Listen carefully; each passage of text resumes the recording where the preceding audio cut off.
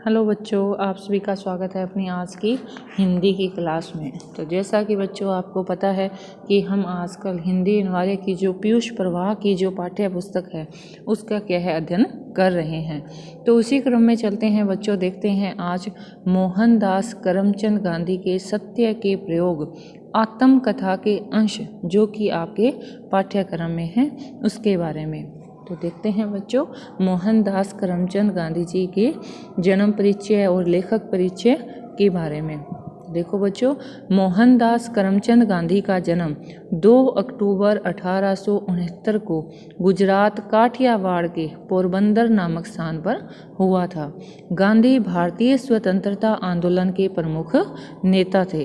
उन्होंने सत्याग्रह यानी सविनय अवज्ञा के माध्यम से ब्रिटानिया हुकूमत के अत्याचारों के प्रतिकार में महत्वपूर्ण भूमिका निभाई थी।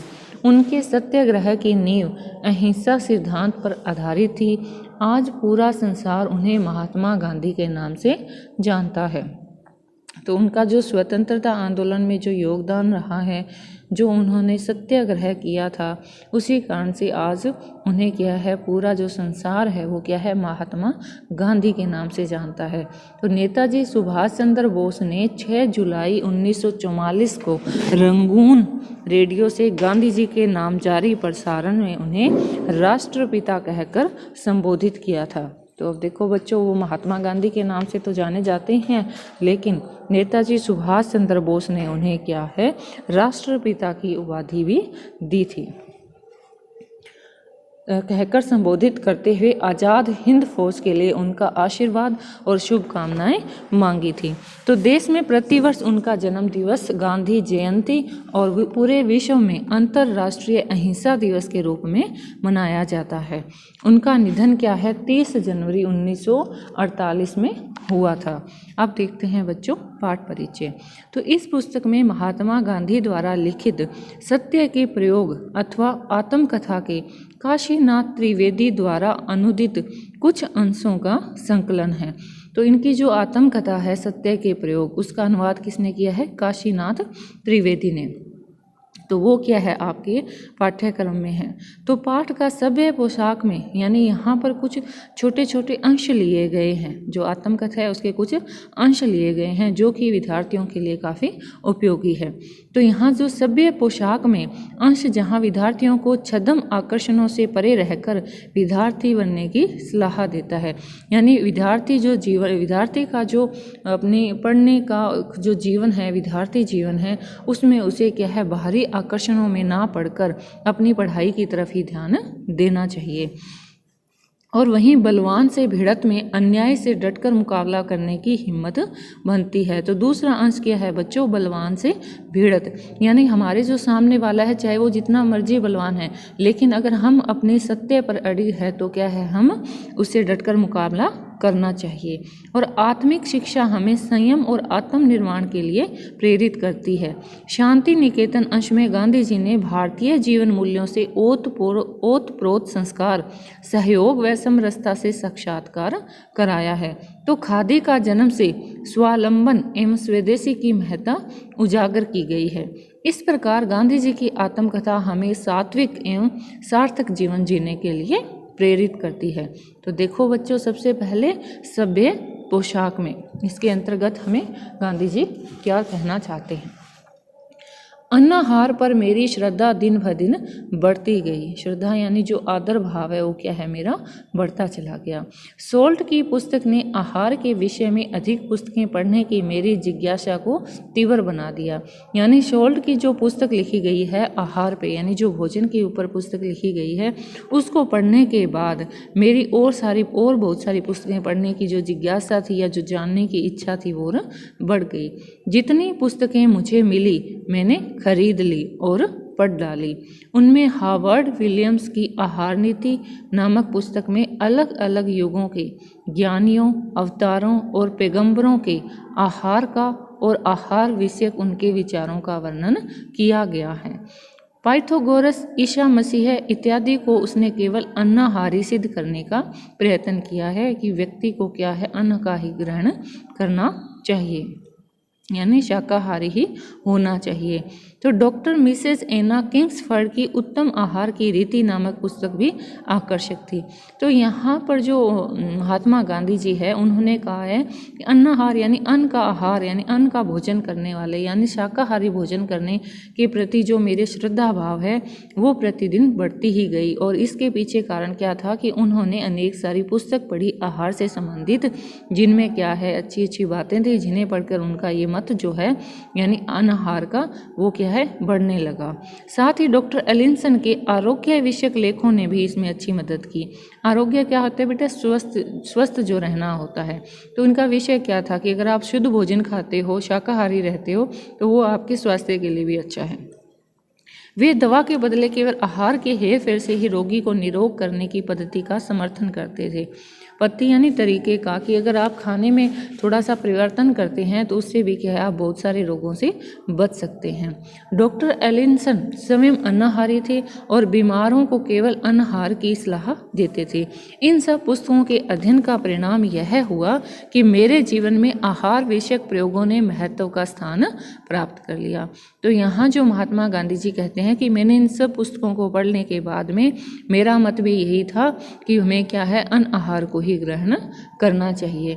आरंभ में इन प्रयोगों में आरोग्य की दृष्टि थी, यानी शुरू में तो क्या था कि अगर आप अनाहार का वर्णन खाते हैं तो उससे क्या होते हैं आप आरोग्य यानी स्वस्थ रहेंगे।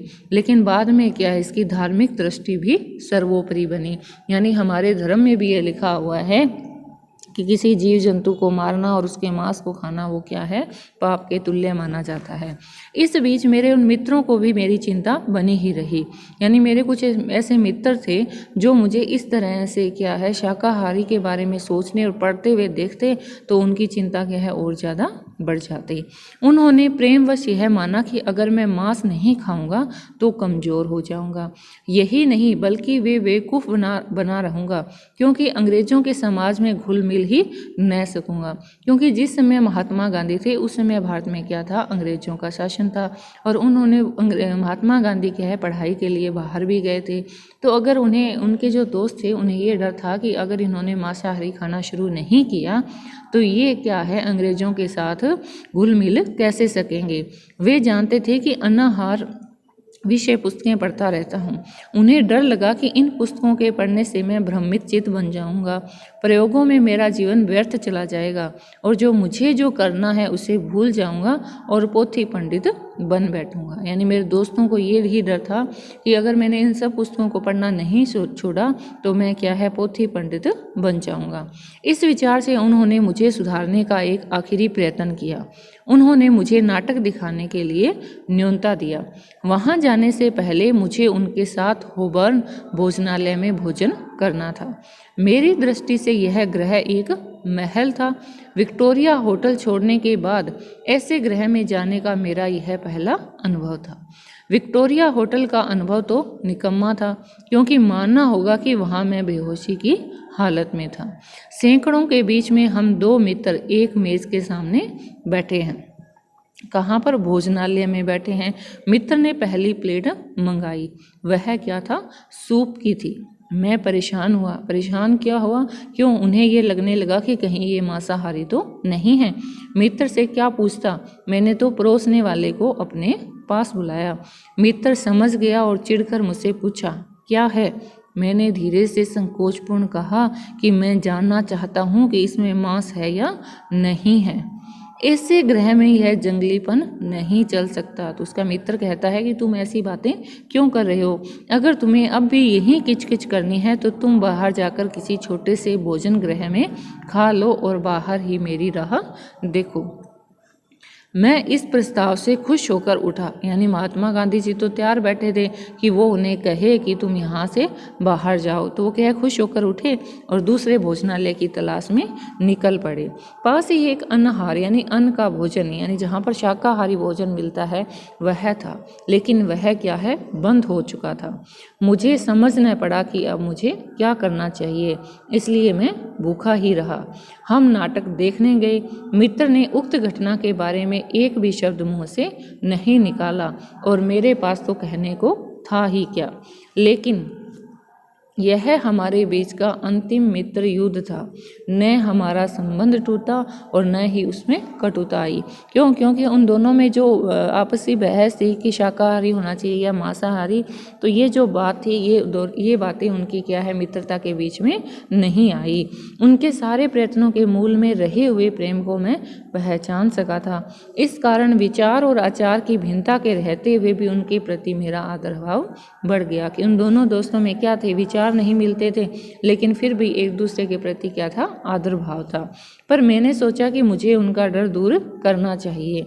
मैंने निश्चय किया कि मैं जंगली नहीं रहूँगा, सभ्य के लक्षण ग्रहण करूँगा। सभ्य यानी जो शालीनता होती है, जो संस्कार होते हैं, उनके जो लक्षण हैं, किसके, अंग्रेजों के जो लक्षण, जो संस्कार है, जो शालीनता है, वो क्या मैं ग्रहण कर लूँगा। और दूसरे प्रकार से समाज में समरस होने योग्य बनकर अनाहार की अपनी विचित्रता को छिपा लूँगा। तो यहाँ बच्चों गांधी जी कहते हैं कि मेरी जो अन्न को ग्रहण करने की जो बात है, इस बात को मैं छिपा लूँगा और दूसरी जितनी भी इनकी अच्छी आदतें हैं उन्हें मैं क्या है, ग्रहण कर लूँगा।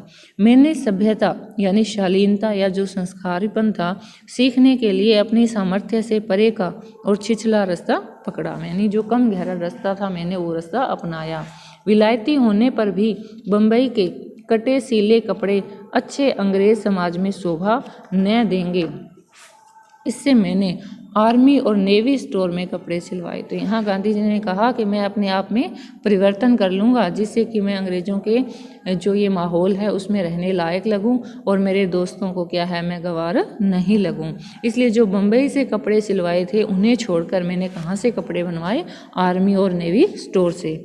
19 शिलिंग की उस जमाने के लिहाज से तो यह कीमत बहुत ही कही जाएगी।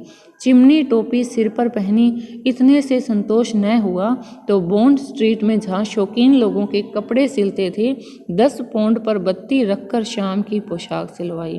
भोले और बादशाही दिल वाले बड़े भाइयों से दोनों जेबों में लटकाने लायक सोने की एक बढ़िया चेन मंगवाई और वह मिल भी गई। बंधी बंधाई टाई पहनकर शिष्टाचार में शुमार न था, इसलिए टाई बांधने की कला हस्तगत यानी मैंने सीखी। देश में आईना जो था हजामत के दिन ही देखने को मिलता था। आईना यानी जो शीशा होता था वो, पर यहाँ तो बड़े आईने के सामने खड़े रहकर ठीक से टाई बांधने में और बालों में पट्टी डालकर सीधी मांग निकालने में रोज लगभग 10 मिनट तो बर्बाद होते ही थे। बाल मुलायम नहीं थे, इसलिए उन्हें अच्छी तरह मुड़े हुए रखने के लिए ब्रश यानी झाड़ू ही समझिए के साथ रोज लड़ाई चलती थी। और टोपी पहनते तथा निकालते समय हाथ तो मानो माँ को सहजने के लिए सिर पर ही पहुँच जाते थे। यानी जब टोपी उतारता तो ऐसा लगता कि कहीं बाल तो खराब नहीं हो गए हैं। और बीच बीच में समाज में बैठे बैठे मांग पर हाथ फिराकर बालों को व्यथित रखने की एक और सभ्य क्रिया बराबर चलती ही रहती थी। सभ्य क्रिया यानी जो वहाँ का जो माहौल था उसके अकॉर्डिंग गांधी जी ने ढलने की पूरी कोशिश की। देखो बच्चों, पर इतनी टिम टाम ही काफ़ी नहीं थी, यानी इतना कुछ करना ही काफ़ी नहीं था। अकेली सभ्य पोशाक से यानी अच्छे कपड़े पहन लेने से सभ्य थोड़े ही बना जा सकता था। तो मैंने सभ्यता के दूसरे कई बाहरी गुण भी जान लिए थे और उन्हें सीखना चाहता था। सभ्य पुरुष को नाचना जानना चाहिए, उसे फ्रेंच अच्छी तरह जान लेनी चाहिए, क्योंकि इंग्लैंड के पड़ोसी फ्रांस की भाषा थी और सारे यूरोप की राष्ट्रभाषा भी थी। और मुझे यूरोप में घूमने की इच्छा थी, यानी अगर मैं यूरोप घूमने जाऊंगा तो मुझे जो फ्रांस की भाषा है यानी जो फ्रेंच भाषा है वो भी अच्छे से आनी चाहिए। इसके अलावा सभ्य पुरुष को लच्छेदार भाषण करना भी आना चाहिए। मैंने नृत्य सीखने का निश्चय किया। एक कक्षा में भर्ती हुआ, एक सत्र के करीब 3 पौंड जमा किए। कोई 3 हफ्तों में करीब 6 सबक सीखे होंगे। पैर ठीक से तालबद्ध पड़ते न थे। पियानो बजता था, पर वह क्या कह रहा है मुझे कुछ समझ में आता नहीं था। यानी दूसरों को सभ्य सिखाने के लिए वो क्या है, प्रत्येक तरह की कोशिश कर रहे हैं। 1 2 3 चलता, पर उसके बीच का अंतर तो वह बाजा ही बताता, जो मेरे लिए अगम्य था। यानी मैं तो उसे कह जानने के योग्य भी नहीं था। तो अब क्या किया जाए? अब तो बाबा जी की बिल्ली वाला किस्सा हुआ कि चूहे को भगाने के लिए बिल्ली, बिल्ली के लिए गाय। यूँ बाबा जी का परिवार बढ़ा, उसी तरह मेरे लोभ का भी परिवार बढ़ता गया। किस तरह से लोभ का परिवार, यानी यहाँ पर गांधी जी ने क्या है, जो विदेश की जो संस्कार है, विदेश की जो सभ्यता है, उसे अपनाने के लिए अनेक तरह के काम सीखने की बार बार कोशिश करते रहे। 3 पाउंड वायलिन खरीदने में गंवाए और कुछ उसकी शिक्षा के लिए भी दिए। भाषण करना सीखने के लिए एक तीसरे शिक्षक का घर खोजा। उन्हें भी क्या है, एक गिन्नी तो भेंट की और बेल की स्टैंडर्ड एलोक्यूशनिस्ट पुस्तक खरीदी। पिट का एक भाषण शुरू किया। इन बेल साहब ने मेरे कान में घंटी यानी बेल बजाई तो मैं जागा। यानी बेल की जो ये पुस्तक थी, इससे माध्यम से मुझे पता चला कि सभ्यता के पीछे भागने से ऐसा हमें नहीं करना चाहिए, क्योंकि विद्यार्थी का जो धर्म है वो होता है विद्या को ग्रहण करना। मुझे कौन इंग्लैंड में जीवन बिताना है, यानी ये पुस्तक पढ़ने के बाद मुझे ये बात समझ में आई कि मैं इंग्लैंड का जो रहन सहन है वो मैं क्यों सीख रहा हूँ, मुझे यहाँ से कौन सा जीवन भर रहना है। लच्छेदार भाषण कर कर सीख कर मैं करूँगा भी क्या, नाच नाच कर मैं सभ्य कैसे बनूंगा। वायलिन तो देश में ही सीखा जा सकता है। मैं तो विद्यार्थी हूँ, मुझे विद्याधन बढ़ाना चाहिए, यानी मुझे क्या है, ज्ञान में वृद्धि करनी चाहिए। मुझे अपने पेशे से संबंध रखने वाली तैयारी करनी चाहिए। मैं अपने सदाचार से सभ्य समझा जाऊं तो ठीक है, नहीं तो मुझे यह लोभ छोड़ देना चाहिए। यानी मैं जैसा हूँ वैसा, मुझे अगर ये समाज सभ्य मानता है तो अच्छी बात है, लेकिन अब मैं क्या है, इंग्लैंड के जो सभ्यता है उसे ग्रहण करने की कोशिश नहीं करूँगा। इन विचारों की धुन में मैंने उपयुक्त आशय की उद्गारों वाला पत्र भाषण शिक्षक को भेज दिया। यानी जिस शिक्षक से क्या है, उसने क्या किया था, भाषण सीखने के लिए उसे क्या है, घर खोजा था और उसे गिन्नी भेंट की थी, उसे क्या है, ऐसा ही भाषण लिख के भेज दिया कि अब मुझे यहाँ की सभ्यता के बारे में कुछ भी नहीं जानना। उनसे मैंने 2 या 3 ही पाठ पढ़े थे। नृत्य शिक्षक का कोई भी मैंने ऐसा ही पत्र भेजा कि मुझे अब यहाँ की सभ्यता को ग्रहण नहीं करना। वायलिन शिक्षिका के घर वायलिन लेकर पहुँचा। उन्हें जिस दाम में वह बिके बेच डालने की इजाज़त दे दी। यानी जिस वायलिन को उन्होंने 3 पाउंड देकर खरीदा था, वो वायलिन वो क्या है, शिक्षिका को दे आए कि जितने मिले उतने पैसों में इसे बेच देना।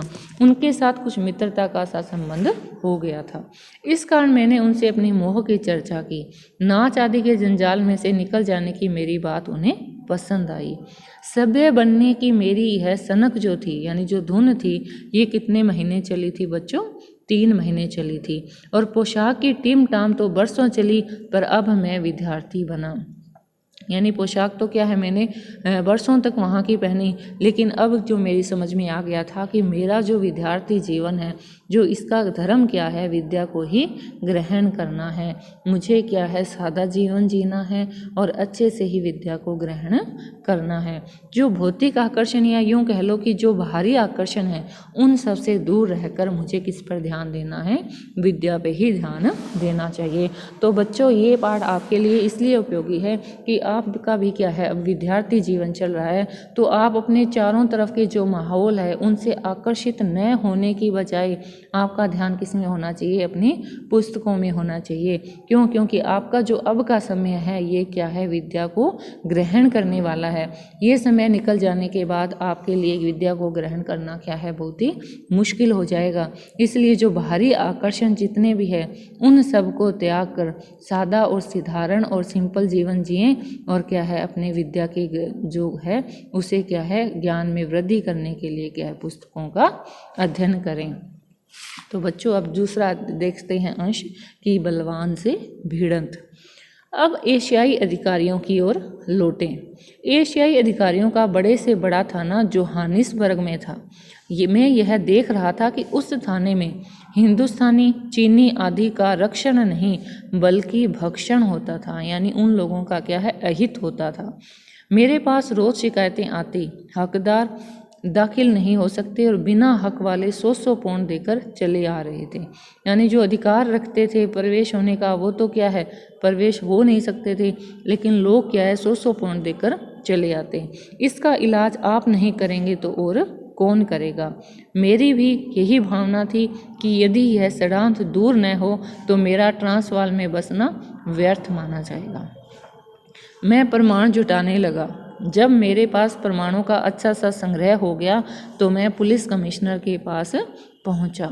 मुझे लगा कि उसमें दया और न्याय की व्रती है। मेरी बात को बिल्कुल अनसुनी करने के बदले उसने मुझे धीरज से सुना और प्रमाण उपस्थित करने को कहा, यानी जो आपके पास गवाह है आप उनको उपस्थित करो। गवाहों के बयान उसने स्वयं ही लिए। उसे विश्वास हो गया था कि जिस तरह मैं जानता था उसी तरह वह भी जानता था कि दक्षिण अफ्रीका में गोरे पंचों द्वारा गोरे अपराधियों को दंड दिलाना कठिन है। क्यों कठिन है? क्योंकि वहीं पर उन्हीं का क्या है, साम्राज्य है। उसने कहा फिर भी हम क्या करेंगे, प्रयत्न करेंगे। किसने कहा बच्चों? जो पुलिस कमिश्नर है उसने। ऐसे अपराधी जूरी द्वारा छोड़ दिए जाएंगे, इस डर से उन्हें न पकड़वाना भी उचित नहीं है, इसलिए मैं तो उन्हें पकड़वाऊंगा। आपको मैं इतना विश्वास दिलाता हूँ कि अपनी मेहनत में कोई कसर नहीं रखूंगा। मुझे तो विश्वास था ही, दूसरे अधिकारियों पर भी संदेह तो था, पर उनके विरुद्ध मेरे पास कमजोर प्रमाण था। 2 के बारे में कोई संदेह नहीं था, अतः 2 के नाम ही वारंट निकले। मेरा आना जाना छिपा रह ही नहीं सकता था। कई लोग देखते थे कि मैं प्राय प्रतिदिन पुलिस कमिश्नर के यहाँ जाता हूँ।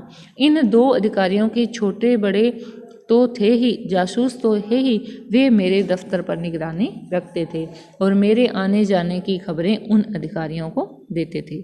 यहाँ मुझे यह कहना चाहिए कि उक्त अधिकारियों का अत्याचार इतना ज़्यादा था कि उन्हें ज़्यादा जासूस नहीं मिलते थे। यदि हिंदुस्तानी और चीनियों की मुझे मदद न होती तो ये अधिकारी पकड़े ही नहीं जाते। इन 2 में से एक अधिकारी भागा। पुलिस कमिश्नर ने बाहर का वारंट निकालकर उसे वापस पकड़वाया। मुकदमा चला, प्रमाण भी मजबूत थे। एक के तो भागने का प्रमाण जूरी के पास पहुंच चुका था, फिर भी दोनों क्या है, छूट चुके थे। अब क्या है, मुझे बड़ी ही निराशा हुई। पुलिस कमिश्नर को भी दुख हुआ। वकालत में मुझे अरुचि हो गई, यानी जो मेरा पेशा था वकालत का या जो मैं वकील का काम करता हूँ, अब मेरा इसमें रुझान नहीं था। बुद्धि का उपयोग अपराध को छिपाने में होता देखकर मुझे बुद्धि ही क्या है, अप्रिय लगने लगी। यानी किस तरह से लोग जो बुराई है उसको बचाने में अपनी बुद्धि का इस्तेमाल करते हैं, ऐसा सोचकर मुझे क्या है, अपनी बुद्धि क्या है, अप्रिय लगने लगी। दोनों अधिकारियों का अपराध इतना प्रसिद्ध हो गया कि उनके छूट जाने पर भी सरकार उन्हें नहीं रख सकी। दोनों बर्खास्त हो गए, यानी नौकरी से उन्हें हटा दिया गया और एशियाई विभाग कुछ साफ हुआ। अब हिंदुस्तानियों को धीरज बंधा और उनकी हिम्मत भी बढ़ी। इससे मेरी प्रतिष्ठा बढ़ गई, यानी जो मेरा मान सम्मान था वो थोड़ा बढ़ गया। मेरे धंधे में भी वृद्धि हुई, यानी जो मेरे ग्राहक थे, यानी वकील के पास जो केस आते हैं उनमें क्या है, बढ़ोतरी हुई।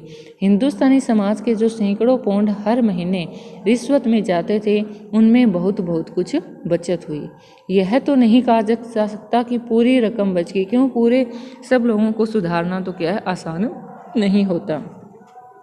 बेईमान तो अब भी रिश्वत खाते थे, पर यह कहा जा सकता है कि जो प्रमाणिक थे, यानी जो प्रमाण युक्त थे, वे अपनी प्रमाणिकता की रक्षा कर सकते थे। मैं कह सकता हूँ कि इन अधिकारियों की इतनी अधम यानी पाप होने पर भी उनके विरुद्ध व्यक्तिगत रूप से मेरे मन में कुछ भी नहीं था। मेरे इस स्वभाव को वे जानते थे। जब उनकी कंगाल हालत में मुझे मदद करने का मौका मिला तो मैंने उनकी मदद भी की थी। क्योंकि अब वो क्या, नौकरी से तो हटा दिए गए, तो उनकी हालत कैसी हो गई थी, कंगालियों जैसी हो गई थी। तो उस समय क्या है, मैंने उन दोनों अधिकारियों की मदद भी की थी। यदि मेरा विरोध न हो तो उन्हें जोहानिसबर्ग की म्यूनिसिपैलिटी में नौकरी मिल सकती थी। उनका एक मित्र मुझे मिला और मैंने उन्हें नौकरी दिलाने में मदद करना मंजूर कर लिया और उन्हें नौकरी भी मिल गई। मेरे इस कार्य का यह प्रभाव हुआ कि मैं जिन गोरों के संपर्क में आया वे मेरी तरफ से निर्भय रहने लगे, यद्यपि उनके विभागों के विरुद्ध मुझे लड़ना पड़ता था। विभाग यानी जिस विभाग में वो काम करते थे, अगर वहाँ पे भ्रष्टाचार होता तो मुझे क्या है, उनके विरुद्ध भी लड़ना पड़ता था। तीखे शब्द कहने पड़ते थे, फिर भी वे मेरे साथ मधुर संबंध रखते थे। क्योंकि उन्हें व्यक्तिगत रूप से पता था कि मैं बुरा इंसान व्यक्ति या नहीं हूँ, मैं किसी का बुरा नहीं करना चाहता, मैं तो क्या है, बुराई खत्म कर रहा हूँ। इस प्रकार का बर्ताव मेरे एक स्वभाव ही था। इसे मैं उस समय ठीक से जानता न था। यह तो मैं बाद में समझने लगा कि ऐसे बर्ताव में सत्याग्रह की जड़ मौजूद है और यह अहिंसा का एक विशेष अंग भी है। मनुष्य और उसका काम ये दो भिन्न वस्तुएं हैं। अच्छे काम के प्रति आदर और बुरे के प्रति तिरस्कार होना भी चाहिए। भले बुरे काम करने वालों के प्रति सदा आदर अथवा दया रहनी चाहिए। तो यहाँ पर जो गांधी जी है वो कह रहे हैं कि अगर कोई अच्छा या बुरा काम करता है तो उसके काम के प्रति आदर और जो दया भाव है वो हमेशा ही रहनी चाहिए। ये चीज़ हमें क्या है, समझने में तो सरल है, लेकिन अगर हमारे साथ कोई बुरा करता है तो हम उसके साथ आदर का व्यवहार कैसे कर सकते हैं। इसलिए इस बात को आचरण में क्या है बहुत ही कम लोग लेकर आते हैं, और इसी कारण संसार में क्या है विष यानी जहर यानी ईर्ष्या का जो भाव है वो फैलता है। सत्य के बोध के मूल में ही ऐसी अहिंसा है। यानी अगर आप सत्य की बात जानना चाहते हैं तो सत्य के मूल में क्या है, अहिंसा ही होती है। अब बात आती है बच्चों की अहिंसा क्या है। तो अहिंसा का मतलब ये नहीं है कि आप किसी को शारीरिक रूप से प्रताड़ित करें, यानी किसी के साथ मारपीट करें। अगर आप किसी को मन में या अपने बोली से या अपने काम करने कर्म से किसी भी प्रकार की जो हिंसा होती है वो हमें नहीं करनी चाहिए। और यहाँ हिंसा का अर्थ देखें तो क्रूरता होती है, किसी के साथ बेरहमी से बर्ताव करना, क्रूरता से बर्ताव करना, हमारे मन में दूसरों के प्रति बुरे भाव होना, हम किसी को बुरी बात बोलने और हम कोई ऐसा कार्य करें जिससे किसी का नुकसान हो। तो ये सारी बातें किस में आती है बच्चों, हिंसा में आती है। तो ऐसी हिंसा न करना ही क्या कहलाता है, अहिंसा कहलाता है। तो सत्य के मूल में क्या रहती है, अहिंसा। मैं प्रतिक्षण यह अनुभव करता हूँ कि जब तक यह अहिंसा हाथ में नहीं आती तब तक सत्य मिल ही नहीं सकता।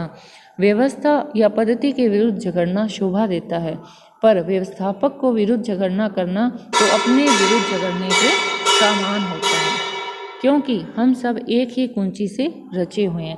यानी हमें क्या है, व्यक्ति के व्यवहार से क्या है विरोध होना चाहिए, ना कि उस व्यक्ति से। क्यों? क्योंकि प्रत्येक व्यक्ति को रचने वाला तो क्या है, एक ही ब्रह्मा है, और हम उस ब्रह्मा की क्या है, संतान है।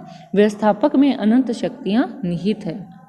तो इन्होंने व्यवस्थापक किसको माना है, ब्रह्मा को, एक ऐसी शक्ति को जिसने क्या है प्रत्येक मनुष्य को क्या है जन्म दिया है। तो उसमें क्या है अनेक प्रकार की शक्तियां होती है। व्यवस्थापक का अनादर या तिरस्कार करने से उन शक्तियों का अनादर होता है, और वैसा होने पर व्यवस्थापक को और संसार को क्या है हानि पहुंचती है। तो इसमें क्या कहा गया है बच्चों, ये जो है अंश लिया गया है उनके जीवन का, बलवान से भिड़त। यानी आप क्या है किसी बलशाली व्यक्ति से भिड़ते हैं तो आपके मन में क्या है, सत्य होना चाहिए, अहिंसा होनी चाहिए, और अन्याय के विरुद्ध जो आप सामना करते हैं तो आपको उसका क्या है हिम्मत से ही सामना करना पड़ता है। क्यों? क्योंकि हम किसी बुराई को तो ख़त्म कर सकते हैं, लेकिन जो इंसान बुरा व्यवहार करता है उसके साथ हमारे मन में क्या है बुरे भाव नहीं होने चाहिए। क्योंकि प्रत्येक व्यक्ति को बनाने वाली तो एक ही शक्ति है, और उसने क्या है सबको समान भाव से बनाया है।